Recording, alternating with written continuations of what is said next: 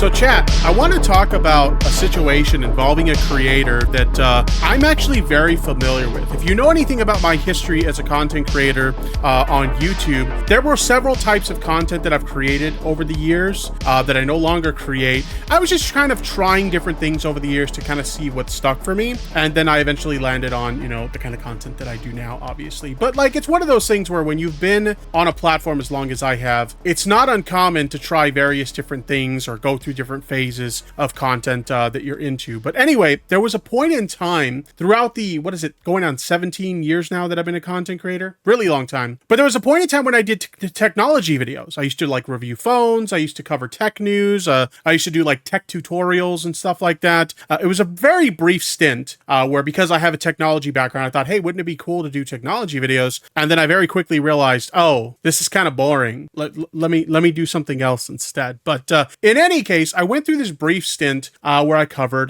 technology content. And obviously, while doing that, I got to know a lot of the other technology creators, both in the technology kind of review space, but also in the maker space. If you're not familiar with the maker space, this is people who use technology to create cool stuff, whether it's like hobbyist projects or, showing people how to create cool things with like products like Raspberry Pis or 3D printers and stuff like that. There's this whole community of like this maker space where people make and create really cool stuff. And one of the creators that was really well known for that is a creator known as Naomi Wu, aka the Sexy Cyborg, I believe is what she used to go by. Really awesome channel. I've seen her stuff before. I've watched some of her stuff in the past, and she creates like really, really great content. I think one of the things she's most well known for would have to be when she called out Razer for their Zephyr Pro face mask. Basically, Razer put out this like futuristic looking face mask during COVID that they said was like N95 compliant or something like that. And, the Sexy Cyborg, Naomi Wu, actually called them out and said, hey, this thing is not N95 compliant, and you guys are marketing this as N95 compliant. Let's actually take a look at this to kind of do a quick recap of what we got going on here.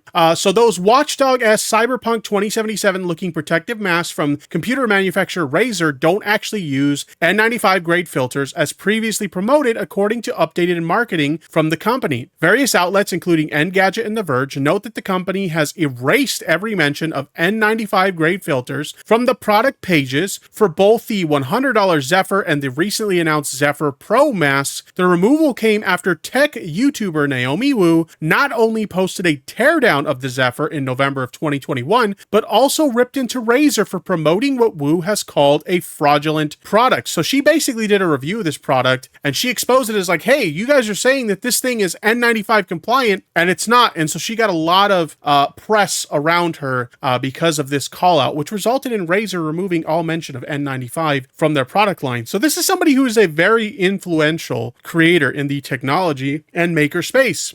But something interesting that happened, because I haven't kept up with her work recently, apparently she's kind of gone silent on social media. And this is very noteworthy because of the fact that she lives in China. And as we know, there's a lot of censorship that goes on in China. If you don't know anything about her, she's a member of the LGBTQ community, and China is not super friendly to LGBTQ folks, stuff like that. And not only that, but her partner is a Uyghur Muslim. And so they've kind of gone radio silent on social media as of late, and nobody's really talking about this, chat. Like, nobody's talking about this whatsoever. So I decided I think it would be a good idea to talk about this, and that's what we're going to do today. We're going to read this article that says, exclusive, Naomi Wu and the silence that speaks volumes. When China's prodigious tech influencer Naomi Wu found herself silenced, it wasn't just the machinery of a surveillance state at play. Instead, it was the confluence of a state repression and the sometimes precarious attention of a Western audience that, as she asserts, often views Chinese activists more as ideological tokens than a genuine human being. So we're going to go ahead and we're going to dive into this article, and we're going to find out exactly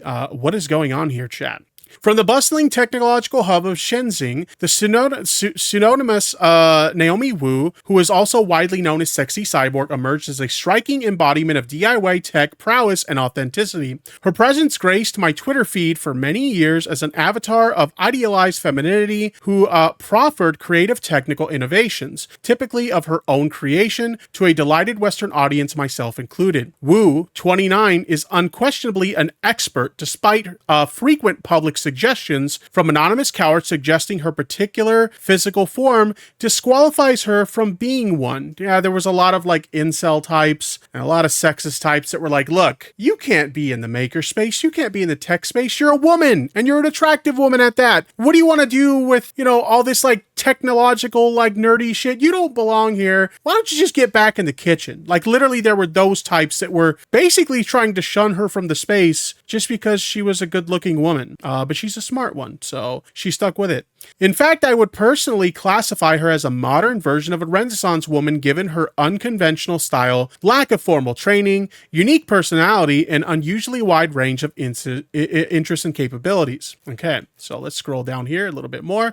I've got the important points highlighted because this is a pretty long article, so I wanted to make sure we just hit the important bits. The Wu's technical acumen has always set her apart, and while yes, she also happens to be a beautiful woman, it was always her audacious authenticity alongside that unconventional cyberpunk aesthetic which garnered immense respect. Through her creative content and generous engagement with followers across various social media platforms, she regularly shared glimpses of her life with her dogs and partner, all slipstream alongside deeply technical DIY content, her hallmark. Naomi's partner, Caddy, belongs to the Uyghur minority, further heightening the vulnerability of their situation. Okay. Wu also has also served as a kind of cultural ambassador for individuals like me, offering insights into authentic Chinese perspectives. But it is precisely her open embrace of the world, facilitated by global social media, that appears to have ultimately made Wu more vulnerable to state pressures. The way she managed to balance of championing her personal beliefs while circumventing overt criticism of her home country was nothing short of an art form. Wu's role in the hardware hacking scene has been pivotal in challenging stereotypes about who belongs in the tech world. Her presence confidently occupies a space she's carved out, one where authenticity and expertise are the primary criteria for recognition. However, her relatability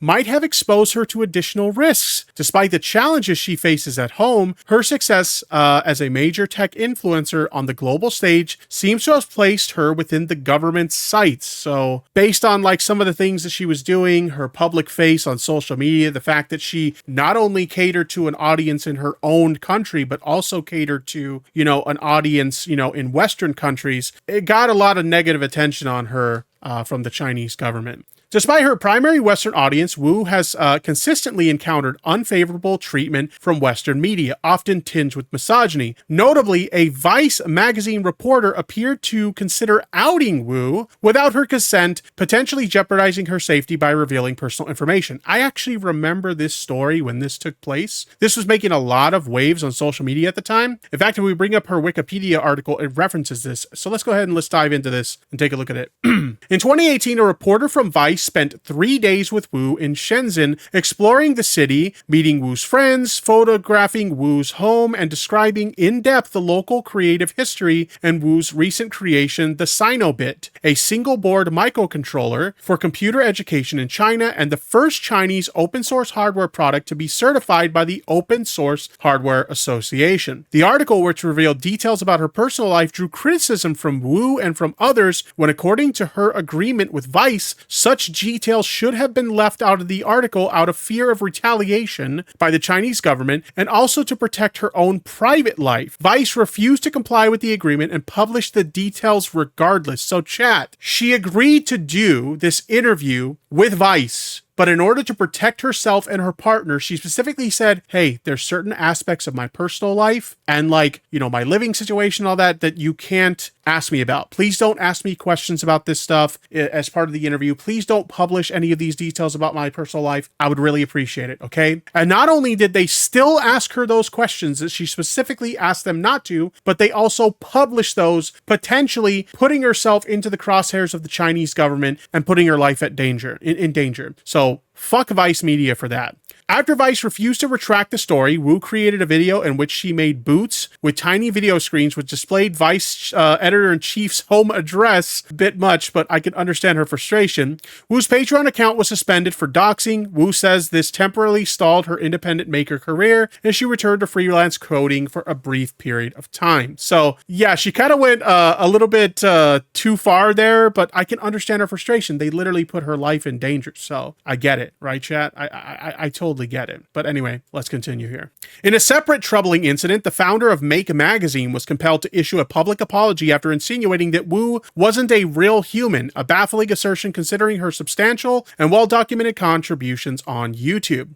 Naomi Wu's devastating July 7th tweet alluded to a pressure that had long been feared by many, yet optimistically hoped she could manage to avoid indefinitely. We're actually going to take a look at the tweet and reference here. Okay, for those of you who haven't figured it out, I got my wings clipped and they weren't gentle about it. So there's not going to be much posting on social media anymore and only on very specific subjects. I can leave, but Caddy can't. Caddy's her partner. So we're just going to follow the new rules and that's that. Nothing personal. If I don't like and reply like I used to, I'll be focusing on the store and the occasional video. Thanks for understanding. It was fun while it lasted. That was posted July 7th, chat. And she hasn't posted anything on social media since. She hasn't even done any videos on her YouTube channel since. Although this was not the first instance of Chinese authorities scrutinizing the tech expert, a similar occurrence transpired in 2019. Let's take a look at that. Somebody asked her, do you agree with the Chinese government's handling of the Uyghurs? I think it's important to differentiate a government from its people. She quote tweeted this and said, it's not something I can talk about. Keep in mind that when I was detained, not one foreign journalist following me RT'd my plea. They hoped I would disappear. One of the largest Chinese accounts on Twitter, and they wanted her gone. No help will come, so I need to be careful. Somebody responded with, will the Chinese people ever stand up to the communist government? She responds, Chinese overwhelmingly support the government. The issue for journalists is why, and no, brainwashing, propaganda, etc. isn't the answer. So oftentimes people would pressure her to speak out against the bad behavior of her government, but for her own safety, she kind of had to not really comment on it because she can end up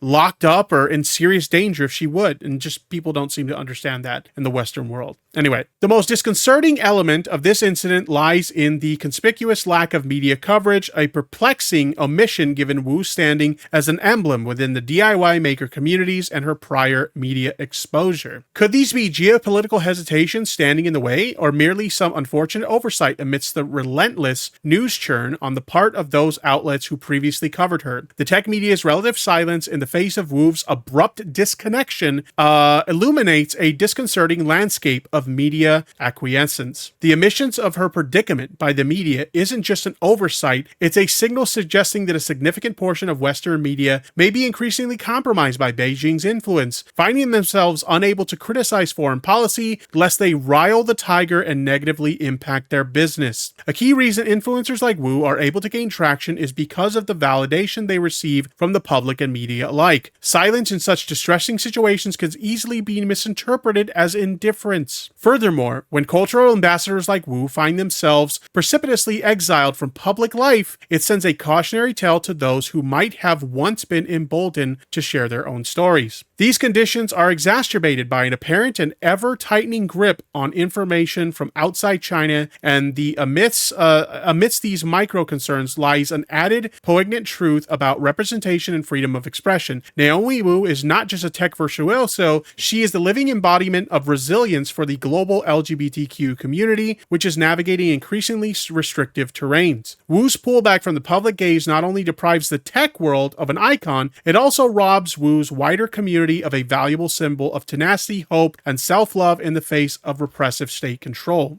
The relentless surveillance and censorship tactics used by the Chinese Communist Party are not unfamiliar to the global audience. The tragic predicament of the Uyghurs, a cultural and ethnic Chinese minority subjected to what many have called genocides, stands testament to the CCP's intent to tightly control the cultural viewpoints of its population by any means they considered necessary, even if brutal. Given these precedents, there are growing apprehensions that Wu's digital silence signals a new chapter of Chinese human rights transgressions, one in which the LGBTQ community potentially emerges as the newest target of state-led oppression in the keeps of global trends. Because yeah, the Chinese government has been very not friendly towards the LGBTQ community within its country. There was recently a center for like LGBTQ people that was actually closed down in China recently. So like this just seems like another attempt to silence LGBTQ people, in addition to silence, Wu for her own like stuff that she's working on as well. Yinjin, Beijing's LGBTQ Center's executive director, provided the statistic that only 5% of Chinese people identifying as LGBTIQ are out to their families,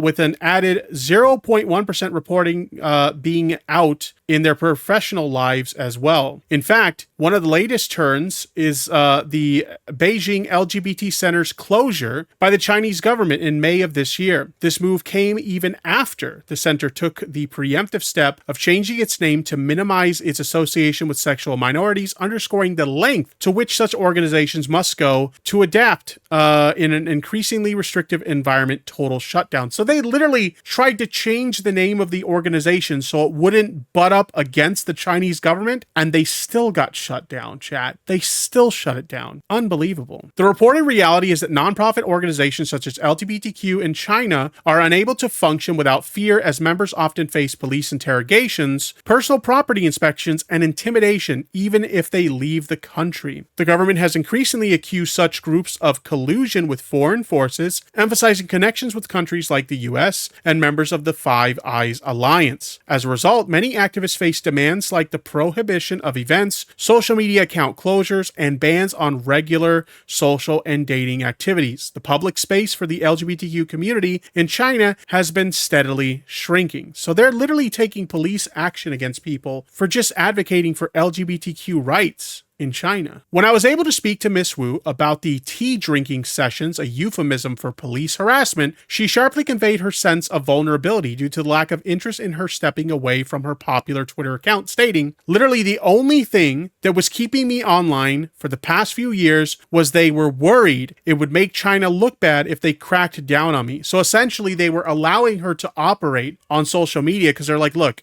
if we silence this girl and she like disappears or something like that, that's going to make our country look bad to the rest of the world. So let's just allow her to continue doing what she's doing and just let her be, right? Now that they know that I could be dead in a ditch tomorrow and no one would give a shit or say a word, I'm 1,000 times less safe here. So basically her influence that she used to have isn't as strong as it used to be. So now they have no problem silencing her because nobody would even notice now. Further emphasizing the complexities of her identity and the West's interpretation of it, she said, "Having real-life Chinese person posting here who does not 100% endorse every part of their China good bad narrative makes it harder for them," referring to the media. Through Wu's lens, the nuances of her experiences become inconvenient wrinkles in a narrative Western media wishes to smooth out, one in which we prefer our subjects to be neatly framed, silent victims whose stories can be manipulated without pushback. Wu added, "After years of doing this without anyone saying anything, on June 30th, out of the blue, they send plainclothes thugs to my house, surprised they were cops." So they literally sent cops to her house to kind of like harass her and stuff.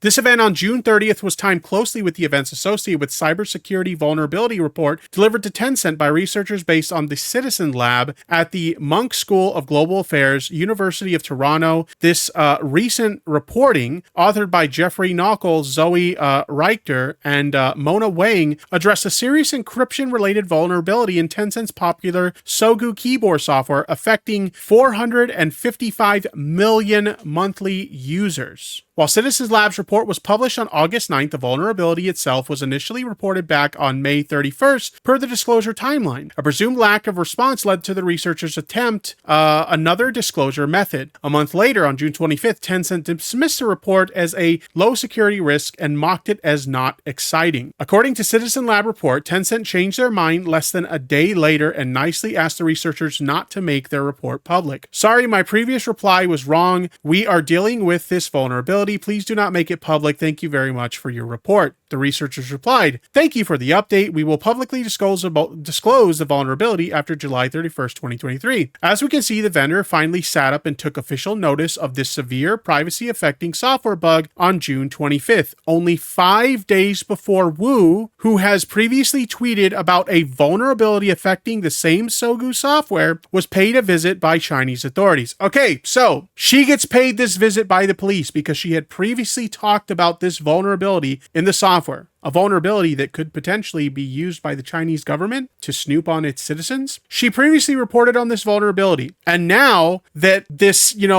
research organization comes to like Tencent, this Chinese company, and says, "Hey, you guys have this serious vulnerability in your software. You guys need to take a look at this." Not long before that, cops visit her house and start questioning her. Wu explicitly drew this connection in my discussion with her. 5 days after Tencent, Shenzhen admits to the IME vulnerability, the Chinese person in Shenzhen, who originally publicized it, suddenly gets dragged in by the cops and forced offline. None of them could read English. To see my account does not even make China look bad. It was all Baidu fucking translate and demands why I was talking about Signal and the keyboard. Her account concluded with an unsettling revelation about the risks she could or would face if she were to continue tweeting. Having already received 2 strikes from the authorities, a third could mean a years-long prison sentence. I had to sign and fingerprint a confession. So how could a security vulnerability in Chinese mobile software play a part in Wu's recent warning from the Chinese police? Wu herself had previously sent various public tweets obliquely warning about similar privacy-harming issues associated with the Sogu software in 2019, citing a 2015 report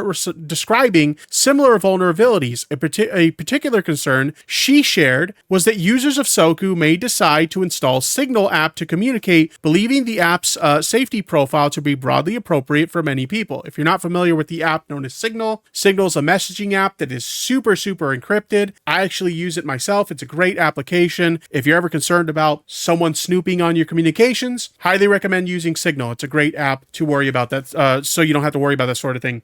But anyway, she tweeted about how Signal wouldn't be as safe if you were using the Sogu keyboard software because it could potentially keylog your keystrokes. Anyway, believing the app safety profile could be broadly appropriate for many people. However, the eavesdropping and network fingerprinting risks associated with the use of the third-party keyboard, such as Sogu, take precedence over Signal's security profile. We actually have a Twitter thread of her going over this. Okay, wish my dumbass luck, and remember Signal and those sociopathic Chinese correspondents who claim to care so much know this but didn't say or do shit because fuck our lives, they need clickbait. In order to enter Chinese on any device, we use an IME. There are several different methods. With a common one, I type an I on my normal QWERTY keyboard. Phonetic is one way to do it, and every character with that sound pops up. I select this character or hit space for you and keep going. She's describing how keyboards work in China. This goes for all mobile and desktop devices. You want to write Chinese, you need an IME. Apple, Microsoft, Linux, Google all have their own IME, but they aren't very good. Typing on them is slow. Most Chinese use this. It's the Sogu keyboard app or Baidu's IME. Between those two, they are installed on 80 to 90% of Chinese computers and phones. This creates a major issue. When you install Signal, you still have to get Chinese text into it. Gboard, assuming you trust Google, does not come on Chinese phones. Google, everything is blocked. We all just install Sogu, sometimes Baidu IME. I'm unaware of any self-contained audited IME that's an option. For Chinese who are used to a specific IME, like Sogu, trying to type on something else is a tiny bit like a QWERTY user interface, and is faced with Dvorak, or users faced with Dvorak, excuse me. We can make it work, but it's slow enough day by day that 50-50, they just install Sogu because that's what's the big deal, right? Signal is aware of this vulnerability because it exists accidentally on purpose for English also. If you use Gboard, you're trusting Google, who will totally ignore the NetSec warrant. Am I right? The Signal fix is to go incognito mode, aka for the app to say, pretty please, don't read everything I type, to the virtual keyboard and count on Google/random app makers to listen to the flag and do not undercourt order to do so otherwise. Jeez, I'm having a hard time reading this. And not be under court order to do so otherwise. This works about as well as expected and intended. Needless to say, Sogu and Baidu does not respect the IME flag, no personalized learning flag. So basically, all hardware here is self-compromised 5 minutes out of the box. Okay, that's a lot of technical jargon. So if you didn't understand what they're talking about here, they're talking about several citizens in Japan are using the Signal app to try and have a more secure communications platform, right? It's an encrypted platform. So they're like, hey, I can use this app and I can communicate with my friends and family and not have to worry about the government snooping on me. But there's a vulnerability in this Sogu keyboard software that so many people in China use that is literally capable of logging their keystrokes. And she brought attention to this vulnerability. And because, initially they just kind of ignored it, but now that more people were aware of this vulnerability, the police in China come knocking on her door. Very serious stuff here. This means Signal app cannot stop an input method such as Sogu from recording keystrokes and sending them back to its developer, as explicitly warned by Citizen Lab. China's national security law, established in 2020, empowers the government to access surveillance data from Chinese tech companies without the need for a judicial process. This grants authorities the ability to obtain private information whenever deemed necessary. It is possible that Wu's tweets about the issue in the Sogu software, of which she was aware, may have caught the attention of Chinese authorities who were searching for related information on Western networks. Wu's theory that her tweets about these vulnerabilities could have led to her temporary detention and coercion now seems entirely plausible. After 8 years of daily tweeting, one of the loudest, most candid voices coming out of China has been deplatformed. Absolutely no one gives a shit. I could be dead in a ditch, but we aren't actually people. We're just signs for people like you in the West to wave at each other in an ideological war. Naomi Wu. So it's really starting to look, chat, like she was silenced by the Chinese government. Silenced for trying to bring very serious security vulnerabilities that affect the privacy of Chinese citizens. She was trying to bring those to people's attention. And as a result of that, as more people became aware of this vulnerability, suddenly she seemingly is being silenced by the Chinese government. That is insanely scary. And the fact that literally nobody is talking about this as it's a huge problem. So I decided, why not use my platform to try and signal boost this story? If you happen to be watching this and you're a content creator, maybe you cover YouTube news or maybe you cover politics, whatever the case may be, I highly encourage you guys to signal boost this story. I'll be leaving a link in the description on YouTube where you guys can view this article. You can pull it up for yourself and you could actually look into it a little bit more, because I think more people need to have this very serious situation of this social media influencer essentially vanishing into thin air. I think more people need to be talking about this because this looks like a serious case of censorship by the Chinese government, and it just blows my mind that absolutely nobody is talking about this.